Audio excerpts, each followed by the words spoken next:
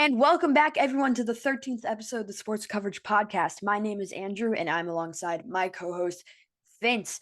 We have a ton to talk about this week, and we're going to try not to make this episode extremely long. So, as always, we're going to hop right in with the NFL. Last week was the trade deadline, but first, we want to talk about the most recent game as of recording Thursday Night Football, Titans versus Steelers, Will Levis's second game starting this season, but it ended 20-16 in favor of the Steelers. Kenny Pickett had a pretty good game. Najee Harris got one of his first touchdowns of the season, which is definitely not where the Steelers would want him right now. So, do you have any thoughts on this game, Vince? Yeah, I mean, Will Levis has been looking great these last 2 weeks, but he did end up throwing his first career interception to, the Steelers. And when we talk about the Steelers, we know them as always having a great defense. And they have T.J. Watt, they have guys like Patrick Peterson, they have great veterans on that team. So the fact that Will Levis threw a pick to this team and actually threw his first interception, yeah, it's surprising, but he's still looking great, and I think we should like what we will see from him is going to be very, very good in the future. Yeah, I agree with that. So we're going to move on from Thursday Night Football real quick because we have a ton more to talk about in the NFL. First, we're going to talk about some injuries that definitely played into the trade deadline. So, first of all, Kirk Cousins tore his Achilles in last week's Vikings game versus the Packers, and the Vikings still walked away with the win in that one, but it looks like rookie Jaron Hall will be starting this week versus the Falcons. And we'll talk in a second about a trade that the Vikings made because of this injury. But we'll get to that in a moment. So, Giants tight end Darren Waller will reportedly be out for a few weeks after aggravating an existing hamstring injury he has been dealing with for part of this season and last season with the Raiders. So, he's been listed as questionable for every single game uh, until game time when they say, all right, you're good to play. So, we know that he's been dealing with some sort of injury, but he said that he just made it worse during last week's game, which is unfortunate because Darren Waller was a big piece that the Giants picked up, and they thought that he was going to be just one more building block to lead this team even farther. But as we've seen so far this season, it's not been great. Yeah, I mean, their roller hasn't been the same. I mean, obviously, don't get me wrong, Andrew. I know you're the Giants fan. But he hasn't looked like what he was a couple of years ago with the Raiders. He's been looking a little shaky. He hasn't really gotten the ball, but I don't know if it's because like the quarterback protection isn't good. If Daniel Jones can't get the ball out in time. But yeah, Darren Waller hasn't really been looking as good, so I don't even think he would be. I know you say he's a big part of this team, and knowing him knowing him as a tight end in general, obviously having a tight end like that is a great piece of to your team, but he hasn't really been doing that much. So I don't think it's a huge loss, but I definitely if we could see something better out of him, I think maybe it'll change my mind a little bit and say it was a huge loss. But personally, I don't think it was that big of a deal. Yeah, you're definitely right about the quarterback protection being an issue because we've seen Tyrod Taylor injure himself on a rushing play last week because he needed to get out of the pocket before he completely got sacked. And Daniel Jones has been pretty bad this season, and fans are crediting that to him, obviously, but also a lot to how bad our O line has been. I mean, at this point, we don't have an O line. We just have a bunch of different guys that they found in random places playing the O line. So it's been a big struggle for the Giants, especially with those offensive lineman positions. So I agree with you. I think that that definitely plays a big part into the Giants' dismal start to the season. So the next injury we have to report is Falcons wide receiver Drake London will also be out this week with a groin injury that he suffered in week 8 versus the Titans.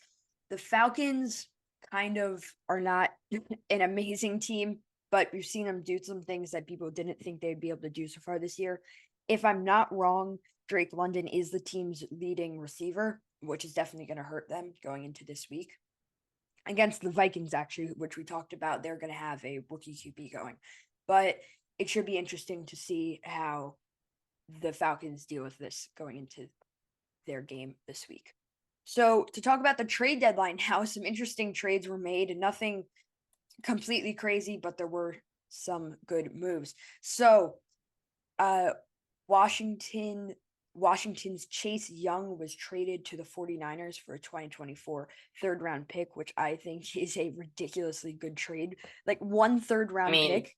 the fact that the 49ers were able to get Chase Young from a third round pick is just insane.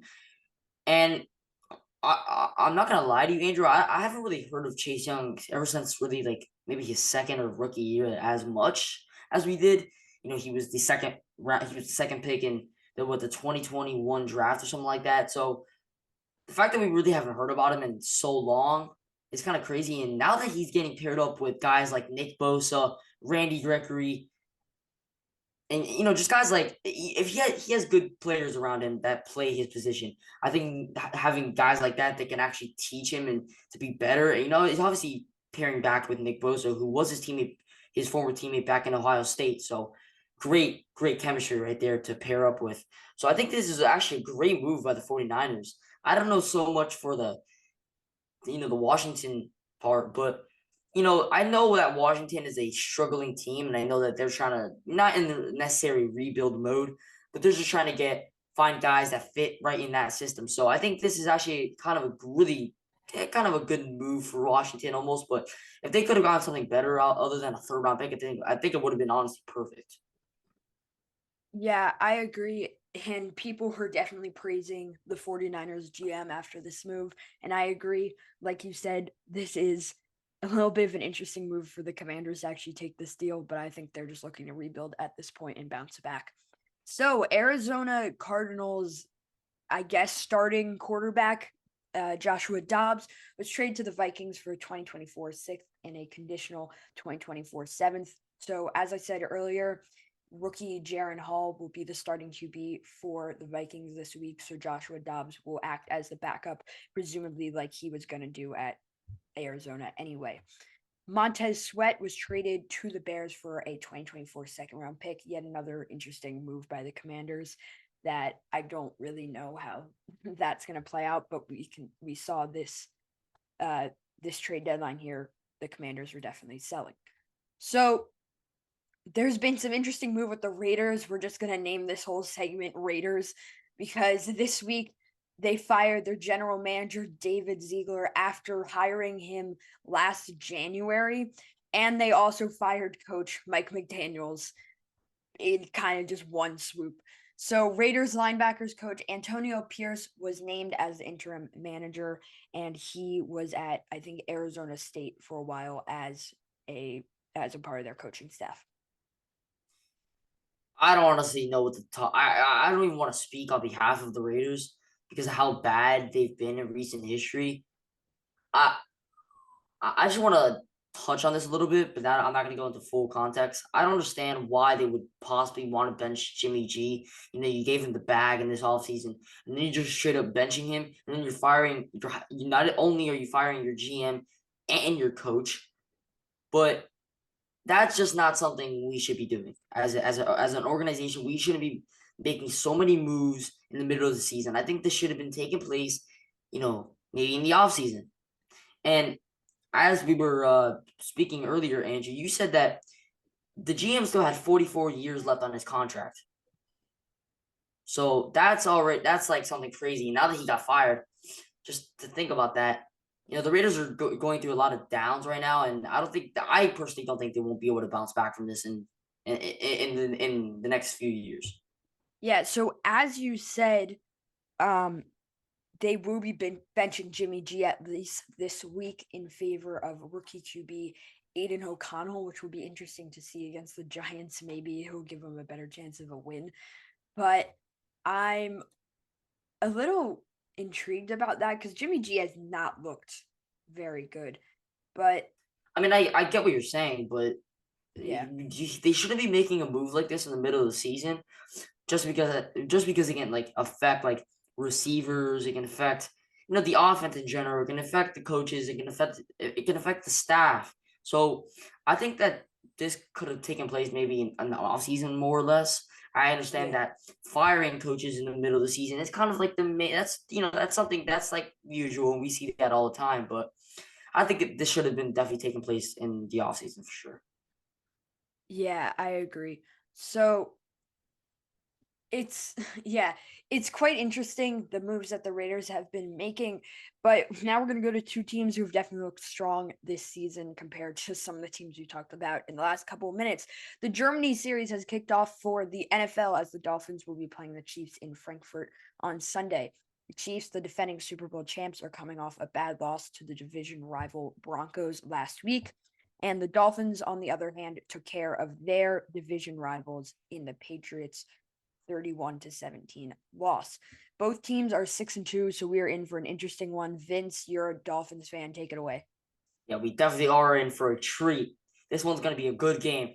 And listen, I know we forgot to speak about this on last episode that Jalen Ramsey has came back, and the fact that was a huge piece to this Dolphins team, as I said in the beginning of the podcast, and the fact that he got an interception in his first game is just amazing, and the momentum going into the next half of the season is going to be great, not only for this offense and team, but for the defense, especially. His defense has been through a lot of downs, especially with injuries taking place. So the fact that we got, one of the main pieces of our secondary back to pair him with Xavier Howard is just amazing and great. And I wouldn't see why this Dolphins team wouldn't be able to win. I know it's a 9:30 game, but they've already been there for almost under a week.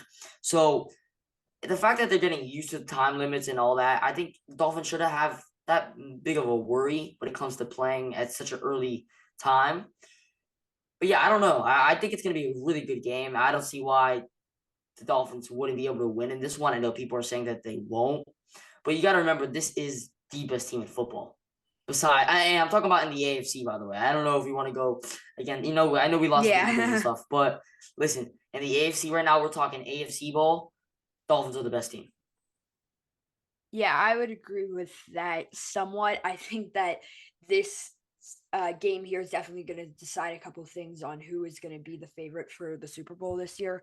The Chiefs came into the season looking pretty good, but no one said that they were going to be as good as they were last year. Even last year, after losing Tyreek Hill, obviously to the Dolphins, people had doubts, but they squeezed out the Super Bowl last year. So I Yeah, think it's going to be interesting to see their season this year. yeah, for sure. And they bounced back after losing Tyreek Hill, especially. But they also added a piece in Juju Smith-Schuster, who I know isn't the best receiver and can't compete with Tyreek Hill. But he was a great piece to that Chiefs team last year. Now that he's gone, the receivers haven't been as good. You know what I mean? It's not like, Well, they did get McCole Hardman, like we said a couple weeks ago, which is something, but it's yeah. I not. mean, It's not a I solution. mean, well, it's not that he's not something. It's that the chemistry he's built with the Chiefs over the years is great, and the fact that they added someone who knows the system as well as he does. I think that's something major. So the fact that they did go out and get him is it's good. It's good. But I don't know. I think that the Dolphins will take this one. I'm gonna go ahead and not make a prediction on this one because I think either way, my prediction is not gonna be great. I just think we're gonna be in for an interesting game and it's gonna be close. Oh, for sure. If this Yeah. game is a blowout, I will be surprised, and we'll definitely have to talk about that more next week. Yeah, if it is a blowout, we definitely got to speak on that. I don't know if it will though, just due to the fact that both of these teams are great and they're leading in they're both number 1 and 2 in the AFC. So it just really depends, to be honest. Yeah. So we're gonna move on to NCAA football. We're gonna talk about all Big Four sports today. So we just have our game of the week picks to talk about for college football. Vince, what is your game of the week? Yeah, I have Missouri versus Georgia. Listen, Missouri's 7-1 going into this part of the season. Georgia's 8-0. So due to the fact that this is nail biter games, like you need to win this if you want to make it to playoff contention. I know it's not the 12 team bracket yet, but hear me out. If Missouri does win this game, they can honestly make it maybe even to the top 8, top 5 due to the fact that they beat, not anymore the number 1 team in the country because Ohio State's now the number 1 team, but still Georgia's still a good team. So if Missouri could pull off like winning this game, it could be huge and definitely change the course of the season for both of these teams for sure. Yeah, I agree. And Georgia has looked like Georgia going into this season. And I think that like they've become the next Bama essentially, and I don't want them to win because they're Georgia and I'm an Alabama fan. But Missouri does have a good chance, I think, at this game. I haven't really been paying attention to them a lot. I was surprised when I saw that they're up to, I think, number 12 in the rankings now, which is pretty good. Yeah, So which I is yeah, agree it's with good. you. Yeah, I agree with you. This is a good game of the week pick. I am going to go with the boring college game day option, LSU versus Alabama in Tuscaloosa today. LSU has been a rival of Bama. We played them a couple years ago in the national championship. Remember, Joe Burrow is on LSU there. And I'm still going to go with Bama in this game. I know we started the season off a little bit shaky, almost losing to a couple pretty bad teams and losing to Texas, who is not a bad team. But LSU has been not crazy good the last couple of years like they were. And I think that after the loss of Joe Burrow, their kind of mini dynasty they had going there kind of slowed down. But I think Bama is going to take this game 100%. I don't really think there's any competition there. I could be wrong because, it's Alabama and we have no idea what they're going to do. Jalen Milroe may throw 3 interceptions, but I think I got Bama here. Yeah, I mean, I wouldn't say it's a huge loss losing Joe Burrow. I mean, it is. He is I would say, one of the best college football quarterbacks of all time. But when you get a guy like Jaden Daniels to replace him, it isn't that big of a loss. He's been looking great, but he obviously isn't that big of a Heisman contention nominee. So although he's good, it's not Joe Burrow. It's not the guy you had back in 2020. So you know maybe we can see something good out of this game from LSU. We beat them. I mean, they beat them last year, so anything can happen. Anything is possible. Again, it's college football, so we just gotta wait and see. To be honest. Yeah, I agree. So we're going to move swiftly on from the NCAA to the NBA, where the in-season tournament has begun, the first ever. So in November, it will be the group stage. Every Tuesday and Friday, teams will play group stage games, which will count to their regular season records. And so it's a new beginning for the NBA as it started yesterday, as of recording. So on Friday, the first couple games started. So do you like this new addition, Vince, or do you think it's more of just a marketing and publicity stunt for them? Now, I don't think it's more of a marketing type of move by the NBA, but my take on this is that I think that they're trying to get, you know, players to actually play. I don't know if you realize that. I'm just making an example. I know this is not something Yeah, we usually talk about on, in anyone we talk on our podcast, but let's say this: a dad buys a son a ticket for, let's say a Nuggets game, right? And he yeah, thinks that Jokic is gonna, play in that game. And last second, he's not playing in that game just because and that happens with LeBron too. LeBron won't play that game, and the son wants yeah. to go see LeBron, and he's not playing that game, or Jokic won't play that game. So I think it's more of a move of saying, like, hinting that we need these players, their star players, to actually play in games. So the fact that they're adding kind of like an in-season cup-ish type of like tournament, I think also ultimately point out like a hint of saying, like, we need to start these star players so people will actually watch the games, and they're excited to watch the games. It's not like they're watching the Bucks without Giannis. You know what I mean? I don't know if that makes any sense. No, yeah, it does. So And I think it's more of like a move like that. I think that they're trying to get players to actually play, so it's more important, and they actually will play the regular season. And that kind of happens with the Miami Heat. And I'm not trying to make. I know I'm not trying to make it like a seem like a huge deal, but the Miami Heat don't really try in the season, the regular season, as much. They try more when it comes to the playoffs. So the fact is that this is kind of like a playoff ish type of tournament. I think this can ultimately just make teams actually want to try a lot. yeah, and uh a lot of sports have trouble when they have long seasons like this, where it kind of just gets not interesting towards the middle of the season. Same with MLB. We have 162 games to play.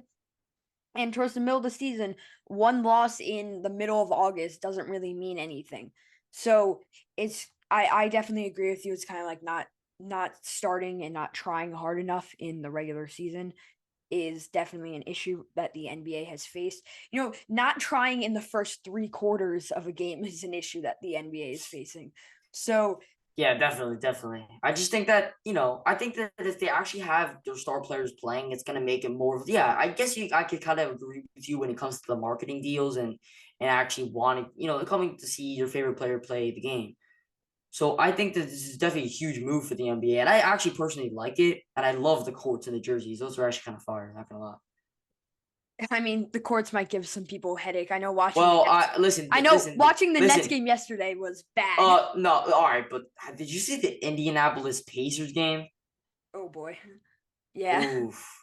The But Indiana the Pacers, that was yeah, so bad. I the cannot Nets watch that blue court. Oh, the Nets court or the Bulls court, the bright red is pretty bad. I'm thankful the Nets colors are gray and black, so we just have a normal looking court or a quote unquote normal looking court.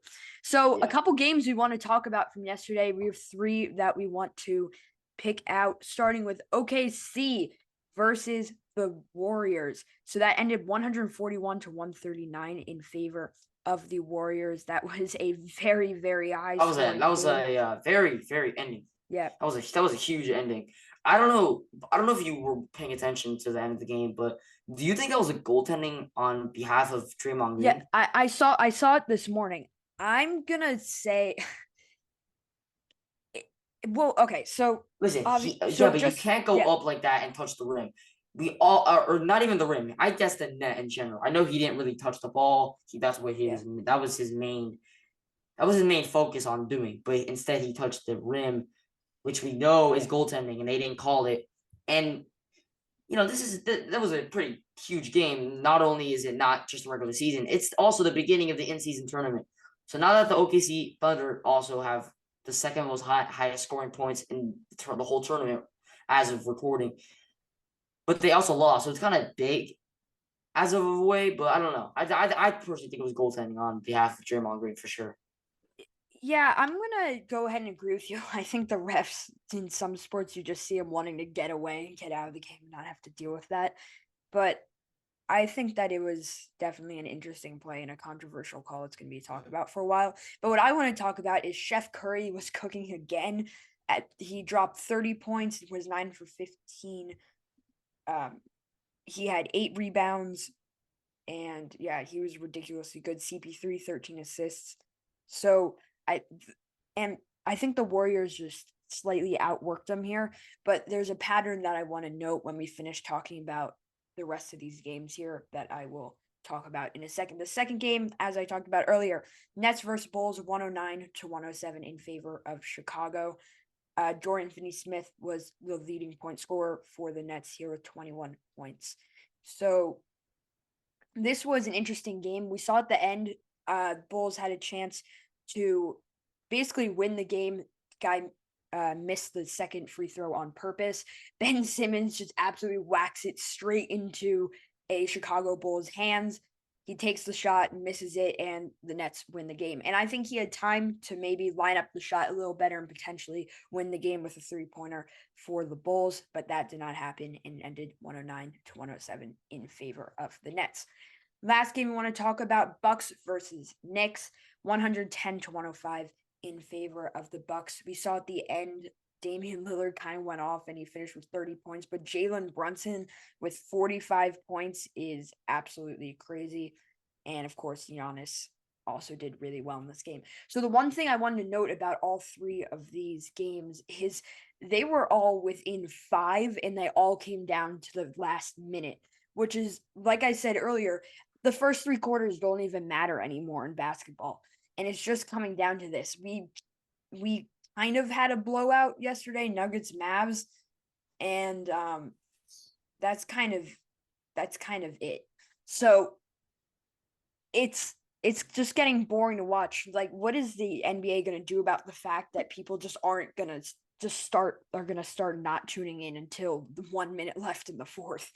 Yeah, I mean, I kind of agree with that. I like to personally watch, almost game like when it comes to like it's tying games, game winning, walk offs. Like so, that's the excitement of sports. But And I think every game's a walk off in the NBA. I mean, we could say that for sure, but I personally like to watch that. I think that's the most exciting thing in sports to watch walk-offs, whether it's football, basketball, baseball, hockey, even. I know that you don't really see that in hockey as much, but Yeah. in those three main sports, baseball, football, and basketball, those are like, you know, huge game-winning, sports that we can see happen. So the fact that these are coming down to the wire is pretty crazy, especially in now the in-season tournament. So I think I don't know. I personally think that the Bucks versus Knicks game. I just want to speak on that real quick. I think that the Knicks got to step it up. They've looked horrible. I don't know at the beginning of the season. I just gotta say, hey, Yeah. But what I'm trying to say is for Warriors versus OKC and Bucks versus Knicks, the Warriors and the Bucks are two title contending teams. They should not be winning by only 5 or less points against the Knicks and OKC. Like that's not how it should be. Like you're seeing Miami beating the Broncos like by by 50 points. by Yeah. 50 points. That's actually makes sense. The Warriors should not be beating OKC by like 1 point or 2 points or whatever. So that's all I'm gonna say I about mean, that for now. well, But hold on. OKC isn't even that bad though. I don't know. I don't know if you're trying to take a shot at OKC right here. They're not even a no, bad team. yeah, Chet Hogan's not that bad. You but know, it's they the Golden have State Warriors. So Yeah, but they're not the same team that we saw back in 2016. And this yeah, is without Kevin Durant. I'm saying without Kevin Durant. This is not the same team we saw. This is not prime Curry. This is not prime Draymond Green. And this is definitely not prime Klay Thompson. So, also Andre Iguodala retired. So part of the team isn't even there. So, yeah. I mean, it's not the same team. Okay, but for Bucks versus Knicks, that's a little. Yeah. But I mean, Jalen That Brunson. that listen, Yeah, that should have not happened. Especially against this Knicks team. I think the Bucks should have won by a mile. And as people have said, oh, we have Damian Lillard, we're gonna win. This is that. Like, listen, if you have Damian Lillard and Giannis, you guys should be scoring at least 140 points a game. I'm sorry, you guys should be averaging about 140 points a game because the fact that you have two superstars like that are both I would say top 10 in the league, and you can't score above 110 points a game, it kind of makes no sense to me. well, like that's my point. They're not trying in the first Yeah, half of the game. exactly. And I don't know if they're trying to. I don't know what that. I don't know. I think that's just how the NBA is nowadays. I don't know if I totally agree with it, but yeah. Yeah. So we're going to move on to the MLB as we have our 2023 World Series champs. The Texas Rangers have won their first championship against the Diamondbacks in 5 games. The key to the Rangers' success may have been that they went 11-0 on the road this postseason, which is absolutely insane. So that led them to the ring. And just any thoughts on this World Series? Because it was not, it's certainly not going to be the most memorable, but it was fun to watch. Yeah, it was a very odd World Series, I think we could all say. I mean, not that we would have thought that both of these teams would even be able to make it to the World Series. I know that both of these teams' percentages to make it to the final series of the season it was pretty low, especially due to the fact that none of these teams were supposed to even make it close to winning any of their divisions. Like they weren't even they were supposed to be like bottom of the divisions at least. And the fact that they both made it to the World Series is huge. And I do gotta say though something like the fact that the Texas Rangers won the World Series. I'm happy for them. I think it's their first World Series in what Ever. ever. First Yeah, World Series exactly. ever. Yeah. So it's pretty big. But I think Arizona could definitely bounce back from this for sure. Just wait and see. Yeah. So we're gonna need to move on from the World Series because we're running out of time here. So Max Muncy signed a 2-year, $24 million extension to stay with the Dodgers after their heartbreaking loss in this year's postseason. Clayton Kershaw announced that he did have shoulder surgery on his left shoulder and hopes to return for the summer of 2024. We wish him well on his road to recovery. And Nelson Cruz has officially retired after 19 seasons in the league and racking up 464 home runs in his illustrious career. Cruz will forever be in the history books and will go down as one of the greats. Quickly about the NHL leading point scorer Jack Hughes went down with an upper body injury in the Devils' loss to the Blues after a hard hit in the first period. He was ruled out of the game after the hit, but we have no reports on whether he will be injured for an extended period of time. The San Jose Sharks are off to a historically bad start at 1-10 after falling the other night, coincidentally 1-10 to the Canucks, and we will continue to monitor their unfortunate situation as the season goes on. Over to soccer, Ballon d'Or winner is Lionel Messi for the 8th time, and he will be able to hold that golden ball due to his amazing performance in last year's World Cup. And speaking of Messi, one of his former Barcelona teammates, Luis Suarez, will join him with Inter Miami to reunite with 3 of his old teammates.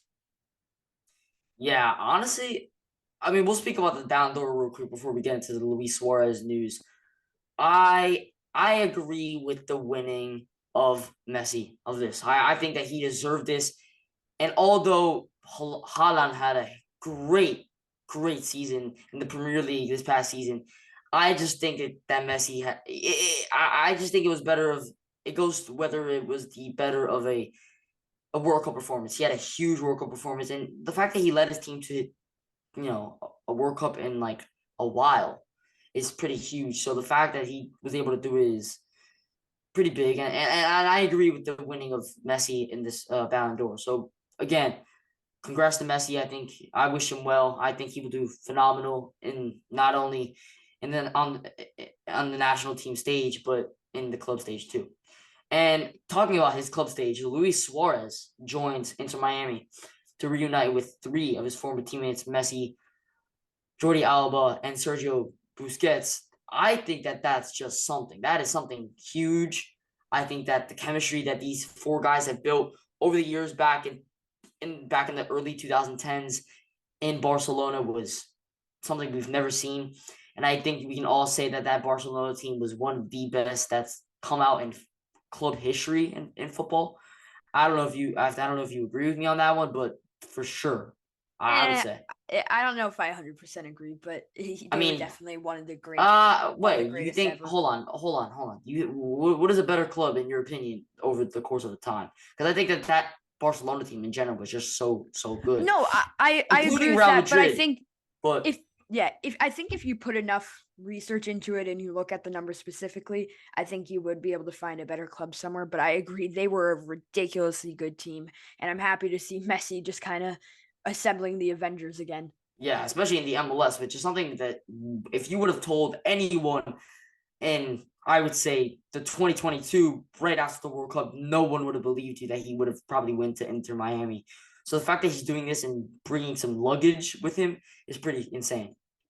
Yeah, so we're going to move on to our fast fact. As always, at the end of the episode, we have a quick thing that we like to talk about that was cool that happened in sports this week. So, moving back to the World Series, Corey Seager becomes the first player in baseball history to win the World Series MVP in both the American League and the National League, doing it in 2020 with the Dodgers and now in 2023 with the world champion Rangers. Yeah, man, Mr. October. I think he should be called Mr. October. Forget Reggie Jackson at this point. Listen, Well, listen, Corey Seager is just doing phenomenal. And I don't know. I gotta ask you a question before I go on with this discussion. Do you think if Adolis Garcia didn't really get hurt, that he would have won the MVP? that's what I thought at the beginning, and I did say I think Adolis Garcia would win the MVP here, but I I think Corey Seager's just been a little more consistent this season, and a lot of people agreed that um it would be Corey Seager winning here. But I mean, I think Adolis Garcia just was on such a hot streak. I think he would have won it, but I think he would have won it for But sure. I think Corey Seager is definitely the right pick here. Oh yeah, I don't think anyone else deserves it besides him. I mean, he did amazing. Yeah, I definitely agree with that. I would say he's the new Mr. October though. I mean, just think about it. Like what he did is just amazing. I know. And listen, I know that Adolis Garcia had a phenomenal run in this postseason, but yeah, I think Corey Seager just deserves it. Yeah, me too. So that's pretty much going to do it for the 13th episode of the Sports Coverage Podcast. Wow, we're here already. So thank you everyone for listening. As always, like the video, subscribe, check out the Instagram where we announce when these videos are posted. Follow that as well. And we are also on Spotify if you want audio only. So thank you everyone so much for listening, and we will see you next week.